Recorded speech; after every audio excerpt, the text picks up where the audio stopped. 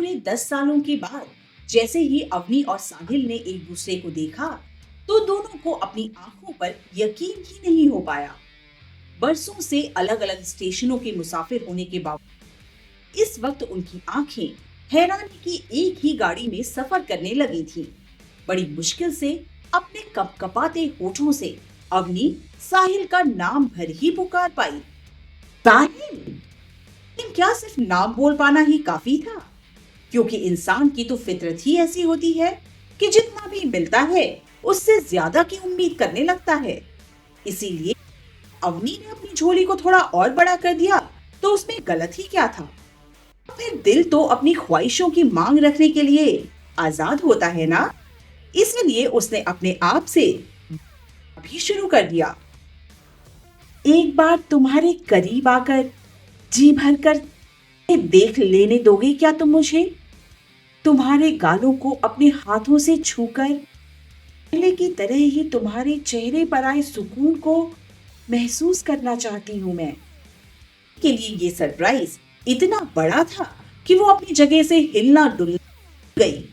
पर हाँ, बिना गर्दन हिलाए ही उसने सर से लेकर पैर तक साहिल कपाड़िया के अपने सामने मौजूद होने का कई बार मुआयना जरूर कर लिया था।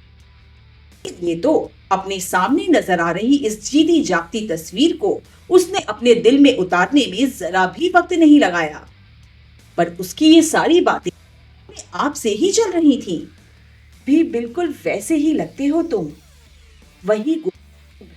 वही भोला भाला चेहरा और तुम्हारा दिल को छूने वाला अंदाज। अपनी आंखों में आज भी उतनी ही गहराई है कि बस उसमें डूब जाने का दिल करने लगा है।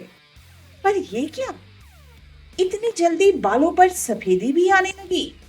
बात नहीं, इतने सालों के दरमियान पता लगने के लिए ये भी तो जरूरी है ना। कुल मिलाकर तुमने अपने आप को काफी अच्छा मेंटेन है। दूसरी तरफ साहिल का हाल भी अवनी की तरह ही था, क्योंकि शायद उसने भी मुलाकात के होने की उम्मीद नहीं की थी। इसीलिए वो बस अवनी की तरफ देखता ही जा रहा था और इसी सरप्राइज के मिलने के कारण उसके मुंह से अपने आप उसका नाम भी निकल गया। तुम? लंबे समय के बाद साहिल की जुबान से अपना नाम सुनकर अवनी के पूरे शरीर में हिरन सी दौड़ने लगी और जितना मिला मन में उससे ज्यादा की चाह ने एक बार फिर से अपना सर उठा लिया। एक बार फिर से मेरा नाम नहीं पुकार सकते? बेशक आ गई थी, पर दिल तो एक ही थे ना। इसीलिए साहिल ने फौरन अवनी की इस मांग को पूरा भी कर दिया। और वो भी यहाँ। लेकिन अवनी साहिल की आवाज में छुपे उस व्यंग को तब तक नहीं समझ पाई जब तक कि उसने अपनी बात को खुलकर किया। तुम्हारे डॉक्यूमेंट्स बता रहे हैं कि तुम्हारा पूरा नाम अवनी देसाई है। का इतना बोलना भर था कि अवनी की आंखों से हटती धुंध और भी ज्यादा गहराने लगी और उसके मन ने खुद से ही अनचाहे सवाल पूछना शुरू कर दिया। कहीं साहिल मेरे साथ तो नहीं कर रहा? क्या वाकई में उसने मुझे नहीं पहचाना? उसके होठों के खुलने से पहले ही साहिल कपाड़िया के जहर बुझे शब्दों का उस बोलना शुरू हो गया था। आप बिल्कुल भी मत सोचना अवनी देसाई कि मैंने तुम्हें नहीं पहचाना। अगर तुम्हें नहीं पहचानूंगा तो अभी इसी वक्त मुझे लिए जाना पड़ जाएगा। याद है माँ अक्सर कहा करती थी कि इंसान की जिंदगी में किस्मत का सबसे अहम रोल होता है और मैं हमेशा हंसकर उनकी बात टाल देता था। तो मुझे भी किस्मत नाम की इस चीज पर भरोसा होने लगा है, क्योंकि अगर तुम मेरे सामने खड़ी हो अवनी तो एक ही मतलब हो सकता है कि 10 सालों तक पूरी कोशिश करने के बावजूद अभी भी मेरी बदकिस्मती ने मेरा पीछा नहीं छोड़ा और शायद बची खुची कसर को पूरा करने के लिए जिंदगी ने एक बार फिर से मेरी तुमसे मुलाकात करवा दी। उसकी बात सुनकर अवनी सन्न रह गई, पर साहिल अपनी जगह से उठकर ठीक उसके सामने आकर खड़ा हो चुका था और नफरत भरी निगाहों से उसे घूरने भी लगा। इसीलिए अवनी ने जानकर इधर उधर देखना शुरू कर दिया। तब उसने अपना दूसरा निशाना साधते हुए कहा, आज तक तुमसे जुड़ी एक भी बात नहीं भूल पाया अवनी। ये कि एक बार तुमने ही मुझसे बोला था कि नजरें वही चुराते हैं जिनके मन में चोर होता है। साफ था कि ये कटाक्ष सीधे अवनी के लिए किया गया था, पर फिर भी उसने एक शब्द नहीं बोला, बस अपने मन में ही सोचती रह गई। मैं तुमसे कहूं भी तो क्या साहिल, तुमने तो पहले तय कर लिया है। कि साहिल को देखते ही अवनी ने उससे अपने ढेरों सवालों के जवाब मांगने का फैसला कर लिया था, जिनमें सबसे पहला तो यही था, साल पहले अचानक से वो उसे अकेला छोड़कर क्यों चला गया था। पर अब उसने अपने मन को खुद ही समझाना भी शुरू कर दिया कि करना आसान नहीं है मेरे लिए कि अब तुम अपनी लाइफ में मूव ऑन कर चुके हो।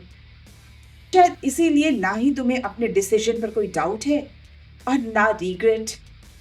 साहिल कपाड़िया इस देश के टॉप 10 रिचेस्ट पर्सनालिटीज में से एक, और वही साहिल कपाड़िया अब अवनी देसाई का बॉस और इस कंपनी का नया बनकर भी उसके सामने खड़ा था, जबकि अवनी उसी की इस कंपनी में प्लानिंग एंड स्ट्रेटेजी डिपार्टमेंट में एक मामूली सी एसोसिएट स्ट्रेटेजिस्ट थी।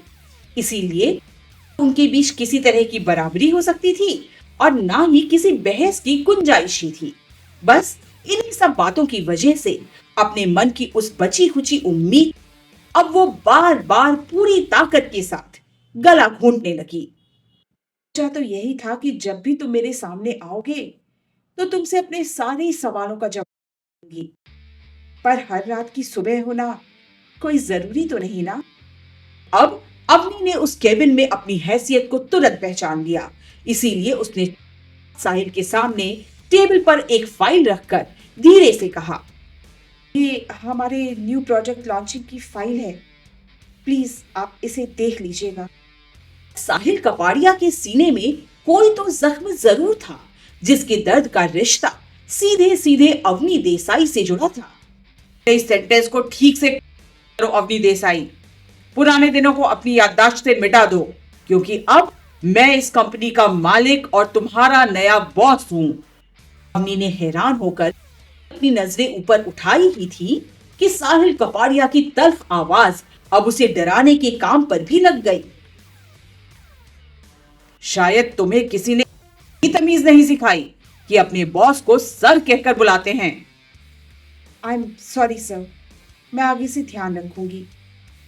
बुलाते हुए उसने साहिल से फिर जल्दी से पलटकर वहां से जाने लगी, लेकिन तभी साहिल के एक और सख्त और कर्कश लहजे ने पीछे से उसे टोक दिया। आज मेरा इस ऑफिस में पहला, इसीलिए मुझे तुम्हारा पूरा इंट्रोडक्शन चाहिए। ये भी तो पता लगे कि मेरी कंपनी के लिए तुम किसी काम की हो भी या नहीं। उसके ऑर्डर पर गई, पर अभी भी उसके मुंह से आवाज नहीं निकल पा रही थी।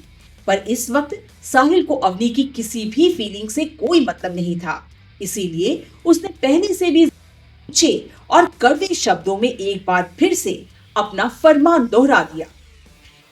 क्या बदतमीजी है, मैंने तुमसे अपना इंट्रोडक्शन देने के लिए कहा था, कहकर अपनी शक्ल की एग्जीबिशन लगाने के लिए नहीं।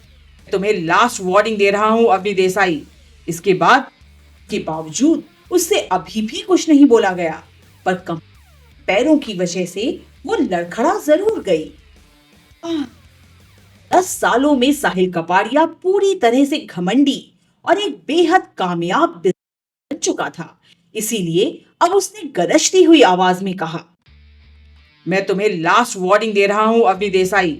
इसके बाद मैं एक सेकंड के लिए भी तुम धोखेबाज और कामचोर एम्प्लॉय को अपने ऑफिस में बर्दाश्त नहीं करूंगा। अवनी को इस नौकरी की सख्त जरूरत थी, ये अब चुप नहीं रहा जा सकता था। अवनी देसाई है और मैं पिछले 5 सालों से इस कंपनी में जॉब कर रही हूँ। मैंने अहमदाबाद से प्लानिंग एंड स्ट्रेटेजी में MBA किया है। साहिल को जो बात वो तो अभी तक सामने आई ही नहीं थी, इसीलिए उसने व्यंग के साथ अपने मन में उठ रहा सवाल पूछ ही लिया। कौन कौन है फैमिली में तुम्हारी? शादीशुदा या अभी भी घाट घाट का पानी ही पी रही हो? अगर अवनी की जगह दूसरी कोई भी लड़की होती तो साहिल के मन की कड़वाहट का कारण तुरंत समझ। नौकरी बचाने के लिए अवनी ने साहिल के इस सवाल का जवाब देना भी शुरू कर दिया। बोला उतना ही जितना वो उसे बता सकती थी। साल का बेटा है, आज उसकी तबीयत ठीक नहीं है, इसलिए अगर हो सके तो प्लीज आप मुझे जल्दी घर जाने दीजिए सर। के लिए अवनी के रिक्वेस्ट का कारण जान साहिल पूरी तरह से सन्नाटे में आ गया। उसके मन में गुस्सा बढ़ना शुरू हो गया।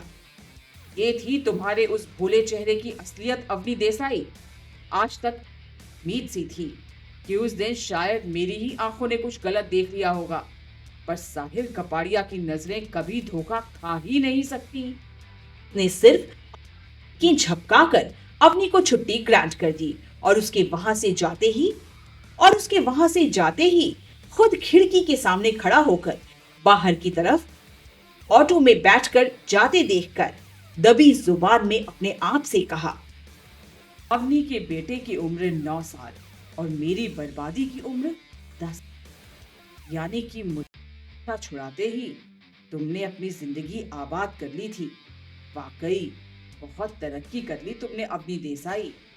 कितनी परफेक्ट लाइफ जी रही हो तुम, और एक मुझ बेवकूफ को देखो, दुनिया की तमाम दौलत हासिल कर ली, लेकिन तुम्हारे दिए बेवफाई के जख्म ने फूल बनकर मुझे इंसान से जल्लाद बना दिया। कि मेरी जिंदगी में अब पहले जैसा कभी कुछ हो ही नहीं सकता। साल पहले आखिर क्यों छूट गया था साहिल और अवनी का साथ? क्या उन दूरियों की वजह अवनी थी या फिर साहिल ने खुद ही कर लिया था? होंगे इन सभी सवालों के जवाब। ये जानने के लिए आप सुनते रहिए हमारी ये नई ड्रामा फिल्म जल्लाद, सिर्फ और सिर्फ हमारे YouTube चैनल FM पर।